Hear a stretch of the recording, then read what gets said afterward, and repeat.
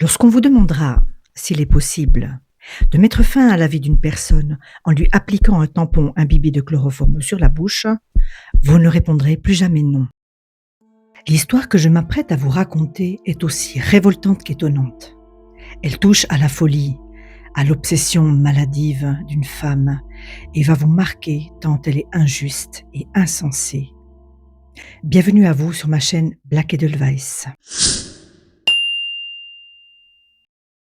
Tout commence en Italie, plus précisément dans un village du nom de Pugliano, à une quarantaine de kilomètres de la ville de Naples. C'est là qu'un jeune couple se rencontre, tombe amoureux, puis se marie. De cette union naissent 3 enfants, dont Adèle, le 16 juillet 1970. Les parents optent ensuite pour l'exil afin de construire un avenir meilleur.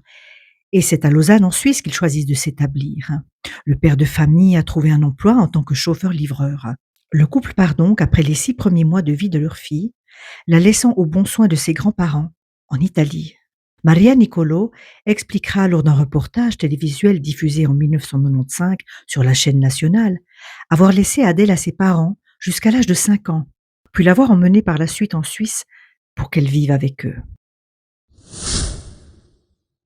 Nous allons ouvrir à présent une petite page d'histoire et revenir sur l'épopée des immigrés venus de l'Europe du Sud pour travailler en Suisse. Dans les années 80, cela fait déjà plusieurs décennies que des immigrés venus d'Italie, majoritairement employés dans la construction, viennent travailler en Suisse. Parmi ces personnes, certaines ont un statut de travailleurs saisonniers, puisque leur droit de résidence en Helvétie est conditionné par la durée de leur contrat de travail. Ainsi, ces employés quittent régulièrement la Suisse pour y revenir. Leur statut est à part et jusque dans les années 90, ils n'avaient pas le droit d'emmener avec eux le reste de leur famille restée au pays. Cela a donné lieu à ce que l'on nommera plus tard les enfants du placard, pour désigner les membres de la famille qui restaient clandestinement en Suisse et devaient se cacher puisque les contrôles à domicile des autorités étaient très fréquents. Mais il s'agit d'une autre histoire, que nous verrons peut-être par la suite. Les premiers travailleurs italiens arrivent en Suisse autour des années 1900 pour participer à la construction du tunnel du Gothard. Les conditions de vie pour ces ouvriers sont extrêmement pénibles au début. Sans doute, les ouvriers sont logés dans des baraquements de fortune, parfois sans eau ni même électricité, et dans des conditions sanitaires qui, franchement, laissent à désirer. À partir des années 60, un grand besoin de main-d'œuvre attire également les femmes étrangères, qui travaillent, elles, généralement en tant qu'ouvrières dans des manufactures horlogères, ainsi que dans l'industrie en général, mais aussi en tant que vendeuses et employées de maison. La première vague de travailleurs étrangers est venue d'Italie. Puis au cours des années 60-70, l'Espagne a suivi, avec des contrats signés depuis le pays même. C'était souvent les prêtres dans les villages en Espagne qui faisaient office de recruteurs auprès de la population locale. Les travailleurs portugais suivront peu après, devenant l'une des communautés étrangères majoritaires en Suisse, après les Italiens, et qui le restent encore de nos jours. Entre-temps, les Espagnols sont massivement retournés vivre dans leur pays. Mais les Italiens de première, deuxième et à présent troisième génération sont encore présents. Et assimilés, certains sont même devenus plus suisses que suisses. Je parle ici d'assimilation et non d'inclusion, car à cette époque, dites-vous bien, le sentiment d'appartenance à la Suisse chez les émigrés passe souvent par le besoin d'acceptation de la part des Suisses. Et beaucoup d'étrangers ont laissé tomber leur culture d'origine, voire leur langue maternelle, en espérant se fondre dans la masse. Le racisme et la xénophobie est à cette époque beaucoup moins condamnés qu'aujourd'hui, où la culture d'origine des expatriés est au contraire, et c'est tant mieux, mise en valeur. Bref, revenons à présent à notre affaire. Adèle a 18 ans. Elle est décrite comme une jolie jeune fille, mais plutôt réservée. Après sa formation, elle exerce le métier d'assistante dentaire et vient d'être engagée dans un cabinet à Genève, celui du médecin Daniel M. et de son épouse Thérèse. Tout le monde la dit avenante, travailleuse et sérieuse. Malgré cela, son quotidien va vite être mis à rude épreuve, puisqu'elle se fait aussitôt prendre en grippe et harceler par la femme de son employeur, qui n'hésite pas à l'humilier et à la rabrouer dès qu'elle en a la moindre occasion. Celle-ci lui reproche un peu tout et n'importe quoi, comme par exemple de gaspiller du matériel, de commettre des fautes de frappe, bref, de lui faire perdre du temps. Elle va jusqu'à lui faire nettoyer les vitres des locaux et la charge d'emporter le linge sale du cabinet à la maison afin qu'Adèle le nettoie chez elle et le lui ramène par ses propres moyens, bien entendu. On se doute bien que ces tâches ne font pas vraiment partie de son mandat d'assistante dentaire. Et très vite, Adèle va être traitée comme la bonne à tout faire du cabinet. Cette ambiance au travail commence à peser lourdement sur les épaules de la jeune femme, qui se réjouit de quitter ce job. Car en effet, elle a déjà retrouvé un nouvel emploi. Mais ça, seule sa famille le sait.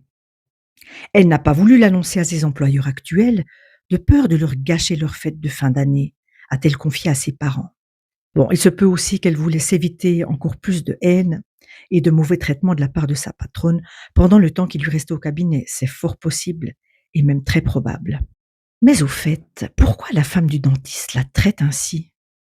Après tout, Adèle est une employée modèle, fiable, travailleuse et ponctuelle. Si Thérèse M semble s'acharner sur la pauvre jeune fille, c'est que dès le départ, elle s'est mise en tête que sa jeune employée entretient une liaison avec son propre mari. Afin d'en avoir le cœur net, elle pousse sa conviction à son paroxysme et se met en tête de faire avouer son employé, à n'importe quel prix. Nous sommes le samedi matin 17 décembre 1988, lorsque Thérèse M convoque Adèle au cabinet avec comme prétexte de lui faire rédiger des courriers administratifs. La jeune fille ne travaille en principe jamais les week-ends. L'idée de Thérèse M est la suivante. Elle va endormir Adèle à l'aide d'un tampon imbibé de chloroforme, substance qu'elle s'est procurée la veille, et profiter du demi-sommeil de la jeune fille pour lui soutirer des réponses quant à la soi-disant liaison qu'elle entretiendrait avec son mari. Elle pense qu'ainsi, Adèle sera plus propice à dire la vérité si elle est à moitié inconsciente. Seulement, les choses ne vont bien sûr pas se passer comme prévu. Sinon, vous vous en doutez bien, je ne serai pas ici en train de vous raconter cette affreuse histoire. La jeune fille arrive comme prévu ce matin-là au cabinet.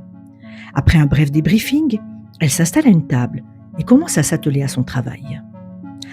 À un moment précis, Thérèse M s'approche d'Adèle par derrière et lui applique par surprise un tampon imbibé de chloroforme sur la figure. La jeune fille n'a pas le temps de réaliser ce qui est en train de se passer. Elle se lève aussitôt, se débat, hurle, appelle au secours et parvient à s'enfuir vers la porte du bureau. Mais à ce moment-là, elle est rattrapée par les cheveux et l'épouse du dentiste lui applique une seconde fois le tampon.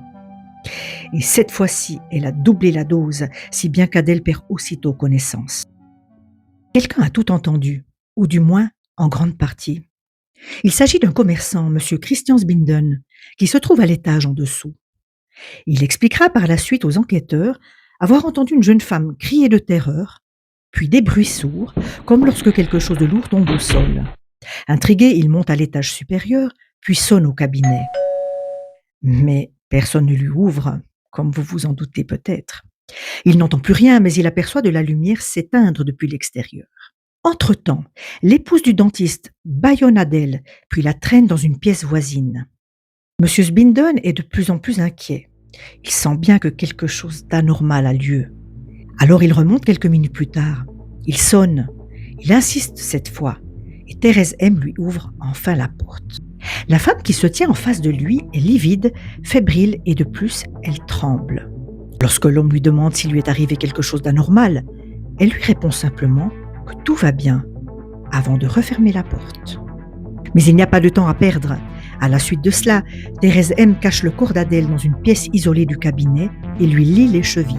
Au bout de quelques minutes, voyant qu'Adèle ne bouge toujours pas, elle tente de la réanimer par la respiration artificielle, lui prodigue un massage cardiaque tout en essayant d'appeler les secours, mais dans la panique, elle échoue à faire parvenir l'appel. Puis selon son témoignage à elle, elle sombre dans une panique noire.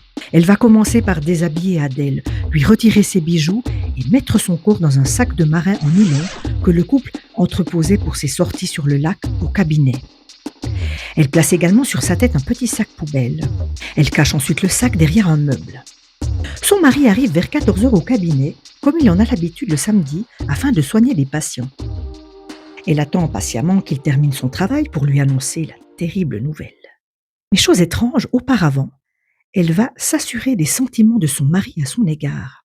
Thérèse veut être sûre que celui-ci l'aime vraiment, qu'il éprouve de vrais sentiments pour elle, et surtout qu'il est prêt à l'aider, quoi qu'il arrive. Puis elle lui annonce texto J'ai tué Adèle Nicolo. Il faut me protéger. Il faut nous protéger. C'est alors que Daniel M. décide d'aider son épouse à camoufler son méfait. D'abord en induisant en erreur les proches d'Adèle, notamment ses parents.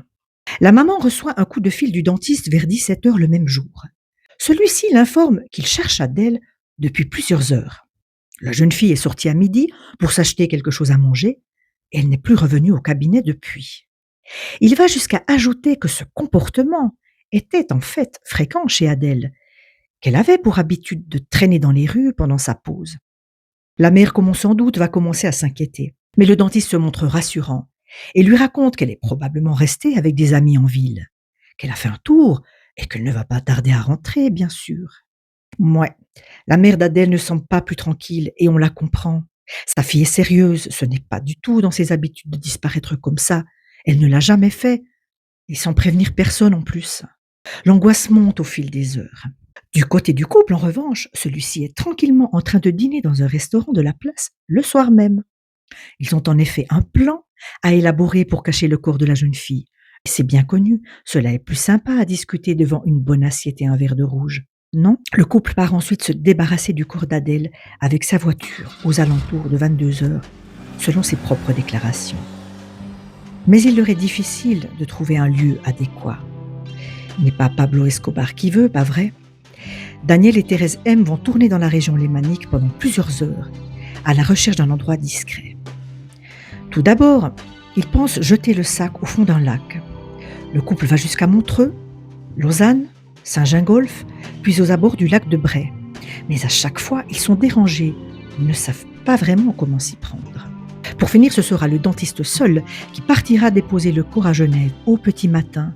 Et après avoir lesté le sac contenant le corps d'Adèle, il le jette à l'eau, au lieu-dit de la Pointe à la Bise.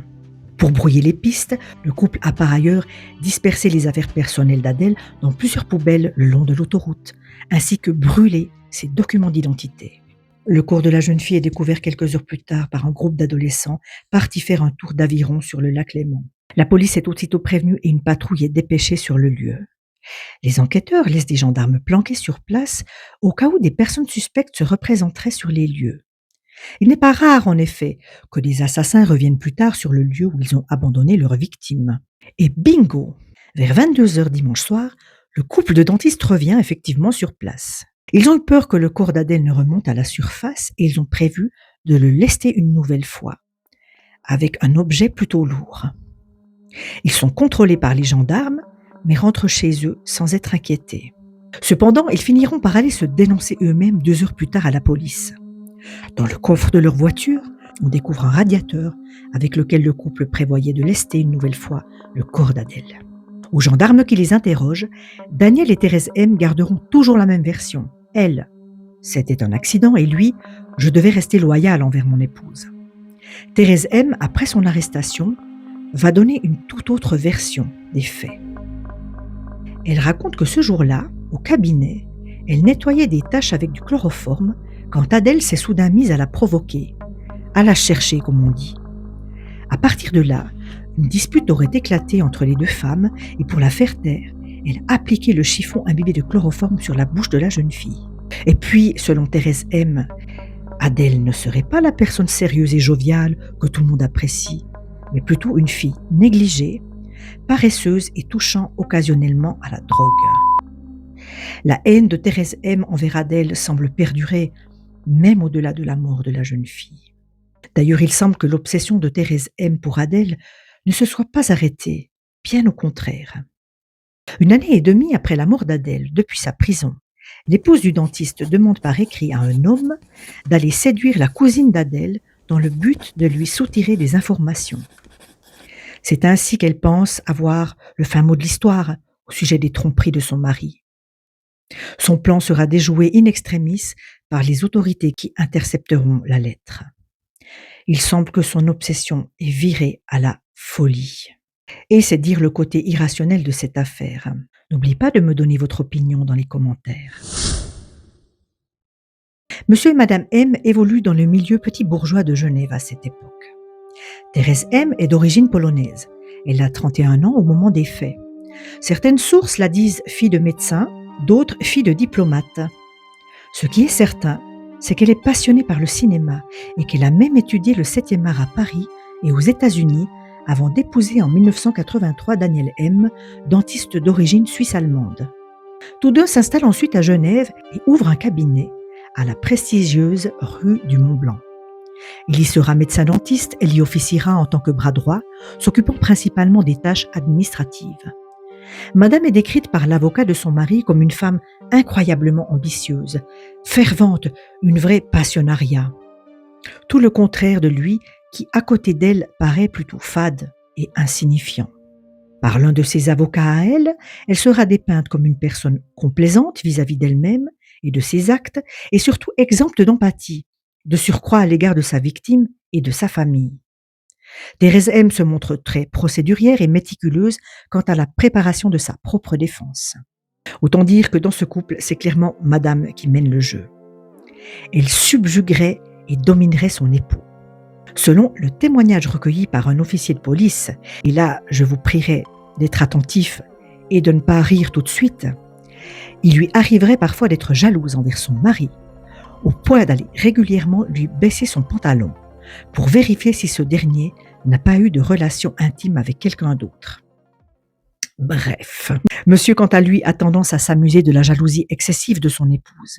Et à ses questions au sujet d'une éventuelle relation avec son employé, il ne répond pas, ou alors se montre exprès évasif face à Thérèse, ce qui à un moment donné a pu conforter cette dernière dans le fait qu'une relation entre Adèle et lui ait pu exister. Mais il reste une question importante. Thérèse M avait-elle prémédité son geste ? Quelque temps avant le jour fatidique, lors de vacances à l'étranger, Thérèse va faire des confidences à une touriste voyageant dans le même groupe qu'elle. Elle sympathise avec cette autre femme et lors d'un trajet en avion, propice aux confidences, lui raconte qu'elle a des doutes concernant la fidélité de son mari. Mais elle va aussi lui faire part d'un plan. Elle veut essayer de faire parler sa jeune employée, dont elle soupçonne la traîtrise, en achetant du gaz lacrymogène, en l'effrayant avec, puis en l'interrogeant après lui avoir lié les mains et les pieds. Ou peut-être encore de l'intimider en lui coupant les cheveux. Mais à son retour de vacances, elle n'arrive pas à se procurer le gaz lacrymogène qui, dans les années 80, n'était pas en vente libre en Suisse. C'est alors qu'elle a une autre idée, le chloroforme. Elle va demander à son époux de lui rédiger une ordonnance pour du chloroforme, prétextant d'importants nettoyages à faire au cabinet. Celui-ci la lui prépare aussitôt. Le premier rapport d'autopsie est établi par le docteur Oldrich Frick, responsable de la division pathologie de l'Institut de médecine légale de Genève. Cette première expertise est sidérante. Adèle ne serait pas décédée le samedi matin, comme le prétend Thérèse M, mais seulement le dimanche matin, entre 2h et 8h. Elle serait morte par noyade, ce qui signifie qu'elle a été jetée au lac alors qu'elle était encore vivante. Le couple M est alors considéré par la majorité des personnes comme un couple diabolique et monstrueux, capable d'un acte aussi odieux. Les conclusions de cette première expertise vont énormément choquer l'opinion publique, on s'en doute. Daniel et Thérèse M sont alors inculpés d'assassinat. Mais les avocats de la défense vont contester les premiers résultats d'autopsie et ordonner de nouvelles expertises. Les divers rapports vont alors se succéder, parfois se contredire, jusqu'à donner lieu à une véritable bataille scientifique. Pour finir, de dernières analyses seront effectuées et concluront à une mort par asphyxie due au chloroforme et conjuguée au stress de l'agression. Les époux seront alors libérés provisoirement. À la suite de ce drame, la vie au quotidien est vite devenue insupportable pour la famille Nicolo. La maman d'Adèle surtout, Maria Nicolo, vit son chagrin au quotidien dans son quartier de Lausanne. Comme elle le confie dans le reportage du journaliste José Roy, diffusé en 1995 sur la TSR, « On a tué notre fille », documentaire très touchant par ailleurs, parce qu'il rend hommage à Adèle et il donne aussi surtout le droit de parole à ses parents.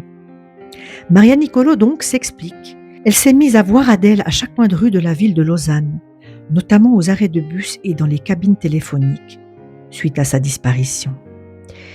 Elle évoque aussi ses rêves étranges, où lorsqu'elle souhaite montrer des photos de sa fille dans ses albums, aux endroits où Adèle apparaissait, il n'y a à présent que du vide. La douleur de la perte de sa fille est telle qu'elle n'ose plus regarder les jeunes filles qui passent devant elle. Et sans cesse la même question revient. Pourquoi ? Adèle est partout, sur chaque parcelle de mur et à chaque pas. Pourquoi? Dans ce parc surgit un souvenir. Pourquoi? Sa main dans la sienne et son regard de petite fille éternelle tourné vers sa mère. Pourquoi? Quant au père, il sombre peu à peu dans une terrible dépression qui le conduit à devoir arrêter son travail. La décision est alors prise par le couple de quitter définitivement la Suisse. Le couple emmène la jeune sœur d'Adèle, pour qui le retour au pays sera très compliqué. Elle doit en effet se faire une nouvelle vie à la campagne, après avoir vécu toute son enfance en ville de Lausanne. Le choc est rude.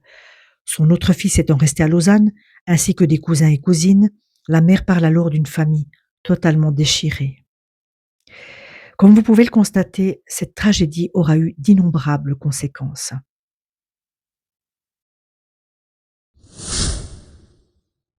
Le premier procès a lieu au mois de septembre 1992. Les époux M se présentent donc libres au procès et on peut dire qu'ils n'ont pas perdu leur temps. À présent, monsieur a repris ses activités de dentiste en région bâloise et madame est maintenant critique d'art pour une revue. La salle est comble, les ténors du barreau genevois sont présents. Parmi eux, bien entendu, maître Dominique Varlutzel, âgé d'une trentaine d'années à l'époque, est décédé en 2022.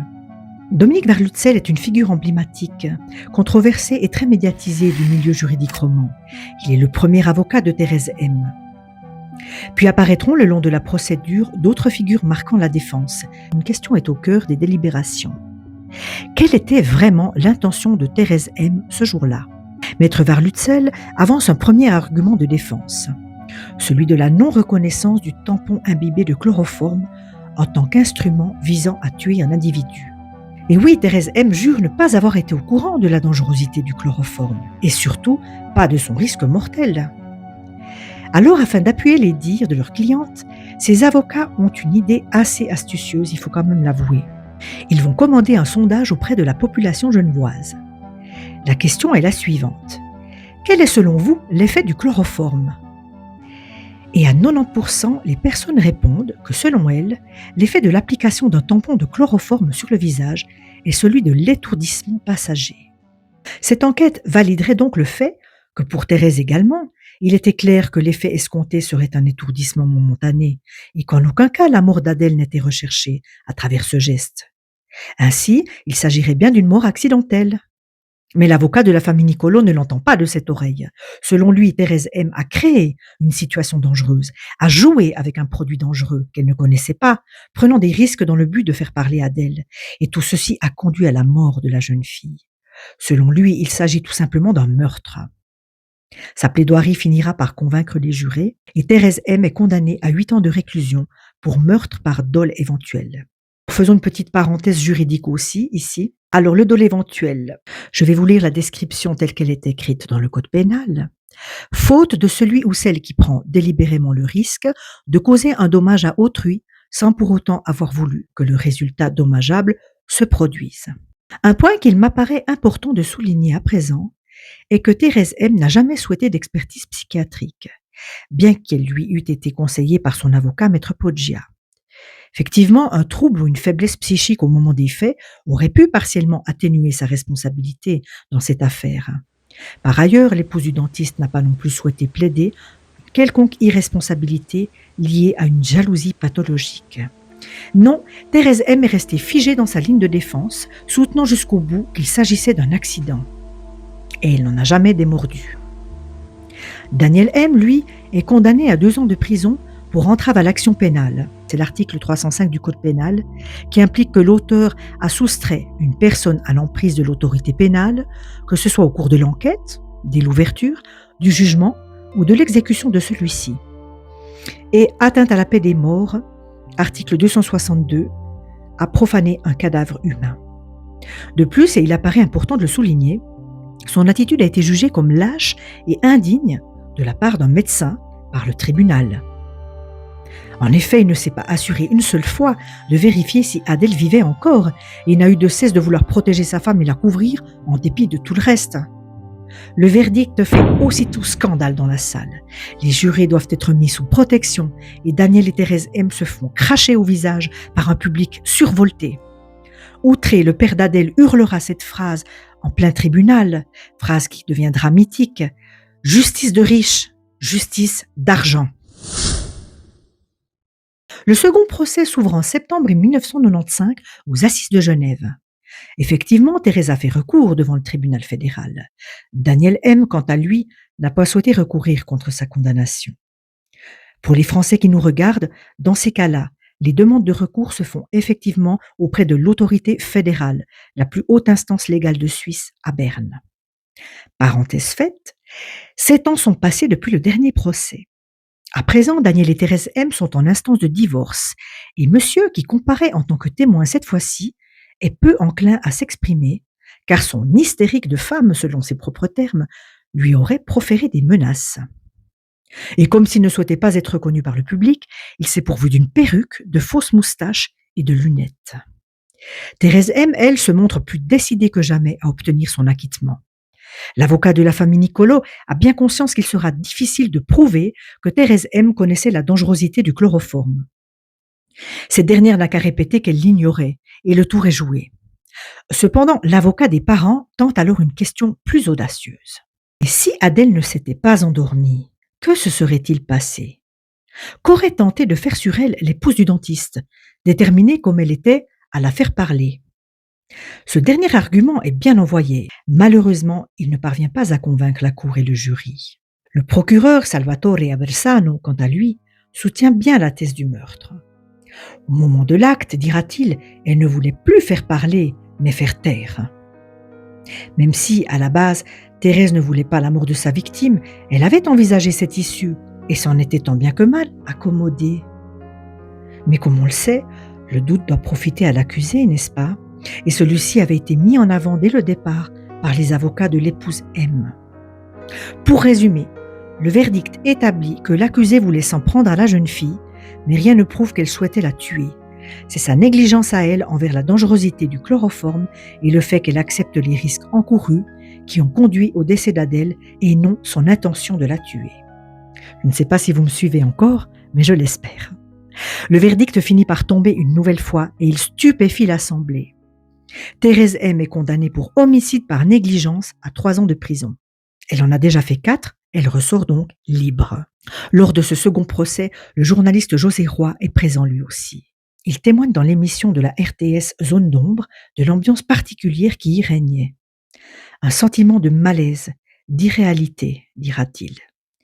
Les époux Nicolo ne sont pas présents. Pour eux qui habitent maintenant près de Naples en 1995, revenir s'infliger un second procès qu'ils n'ont pas choisi est à un niveau de douleur stratosphérique. Et on les comprend à 100%. Seul le frère d'Adèle, Orazio, resté vivre à Lausanne, est présent. Il ne comprendra pas, lui non plus, le verdict qui, selon lui, est minime. Et si le verdict de 1992 avait déjà provoqué des protestations, celui de 1995 choque d'autant plus les personnes présentes au tribunal. Mais après ce second procès, Thérèse M. ne s'arrête pas en si bon chemin. Elle fait recours une seconde fois auprès du tribunal fédéral à Berne pour réclamer la somme de 145 000 francs suisses de dommages et d'intérêts pour son année de trop passée en prison. Demande qui lui sera refusée. Quant à la famille Nicolo, elle n'a jamais rien demandé, jamais rien reçu et même jamais eu droit aux indemnités qu'on leur avait promises. En 1996, Thérèse M., ayant fini par obtenir gain de cause, va proposer un accord à l'amiable aux parents d'Adèle. 100 000 francs suisses à titre de dédommagement pour tort moral. La famille ne verra jamais la couleur de cet argent. En 2000, Orazio décide de relancer les avocats de Thérèse M. au sujet des dommages et intérêts jamais perçus. La réponse de l'un d'eux est la suivante. Elle pensait rembourser les 100 000 francs aux parents avec les 145 000 francs qu'elle obtiendrait pour son année de trop passée en prison, mais comme cette somme lui a été refusée, elle prive ainsi les parents d'Adèle de leur indemnisation. C'est vraiment limite tout ça. Bon, c'est son raisonnement à elle, mais sa dette existe toujours. Le frère d'Adèle finit par abandonner les démarches. Le domicile de Thérèse M. étant à un moment donné introuvable, cette dernière devient inaccessible à toute forme de poursuite. À des centaines de kilomètres de Genève, dans le cimetière du village de Puglia, Adèle repose auprès des siens, dans le caveau familial. Des lettres gravées en or véritable, sa mère voulait pour elle ce qu'il y a de plus beau, dira-t-elle, forment sur sa pierre tombale le message suivant. Resterai sempre presente nei nostri cuori, non addio ma un arrivederci da tutti i tuoi cari. Bon, je m'excuse si mon accent n'est pas top. Voilà, alors tout d'abord, je vous remercie d'avoir suivi cette histoire jusqu'à la fin. Je vous laisserai me mettre dans les commentaires ce que vous en avez pensé.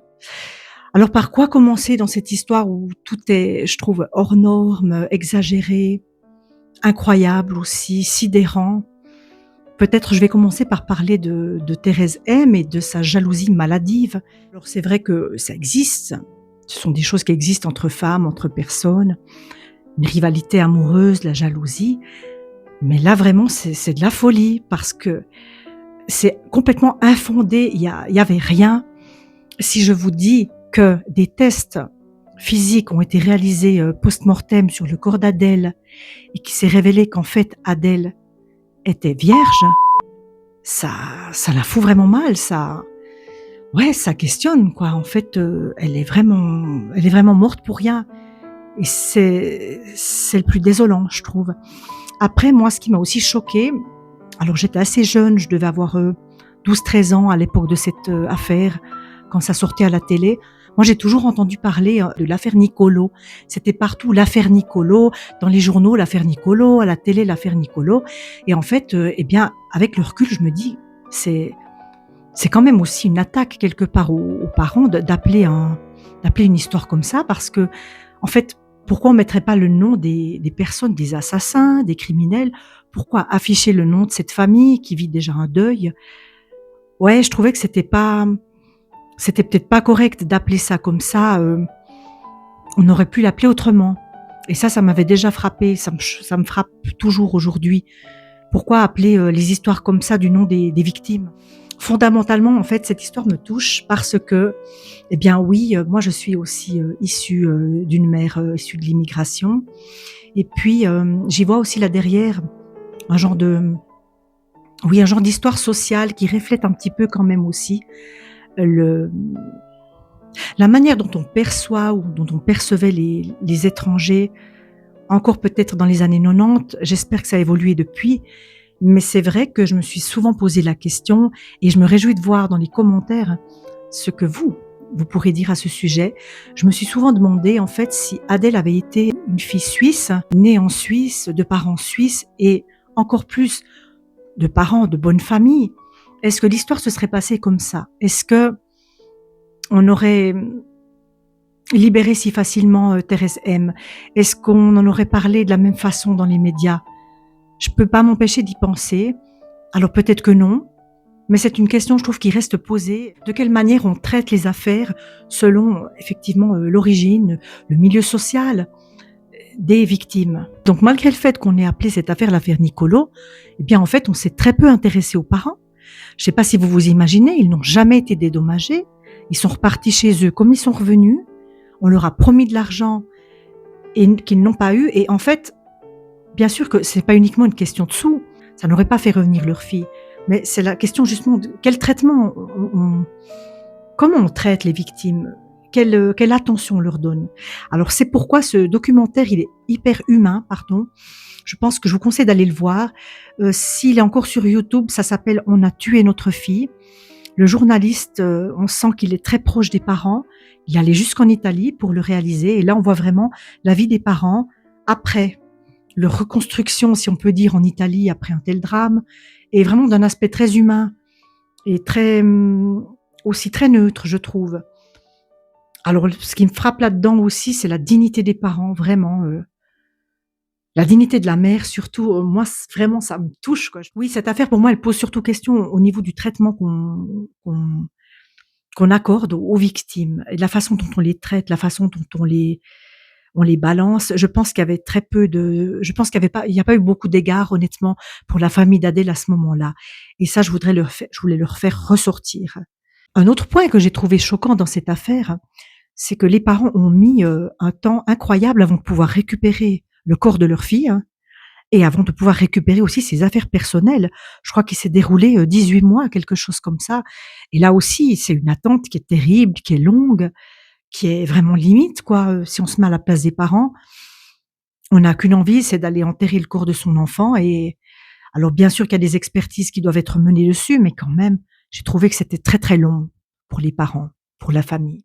Pour en revenir à Thérèse M, je pense qu'elle a été prise dans une espèce de tourmente, parano, tout ce que vous voulez quoi, qu'elle maîtrisait pas et pour moi elle a pas tué intentionnellement Adèle, mais vraiment son intention c'était de la faire parler, de n'importe quelle manière que ça soit et je trouve aussi d'ailleurs que son mari Daniel, bah, il a eu quand même un petit rôle à jouer là-dedans parce que, connaissant sa femme, voyant la manière dont elle était obsédée, il a quand même dû remarquer aussi, à un moment donné que ça tournait pas très rond. Enfin, je veux dire, voilà quoi, qu'elle avait des réactions un peu hors normes.